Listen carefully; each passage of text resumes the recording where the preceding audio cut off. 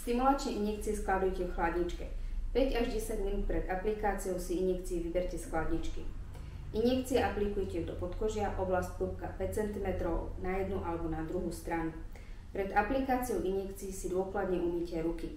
Na pevnú podložku si pripravte všetky potrebné pomôcky k aplikácii. Dezinfekcia, tampóny, injekcie, nádoba na odpad. Aplikácia injekcií nie je viazaná na to, či ste nalačno alebo po jedle. Menopur. Balenie Menopuru obsahuje ampulku s práškom, striekačku s rozpustnou látkou, oranžovú ihlu a viacero kalibrovaných striekačiek. Ihlu nasadíme na striekačku s rozpustnou látkou, strekneme celý obsah do ampulky. Prášok sa rozpustí, ampulka obsahuje 600 jednotiek.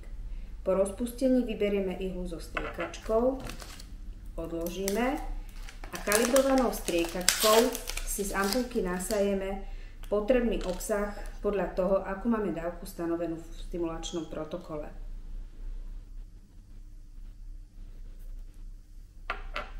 Vydenzifikujeme miesto vpichu, urobíme riasu, pichneme kolmo na doraz, pomaličky vstrekneme, narátame do 5, vyberieme, striekačku vyhodíme, ampulku so zvyšným rozpusteným práškom odložíme do chladničky a použijeme na ďalší deň. Použité ihly a striekačky nehádžeme do komunálneho odpadu. Hodíme do vopred pripravenej nádoby, odovzdáme v lekárni alebo vo vašom centre.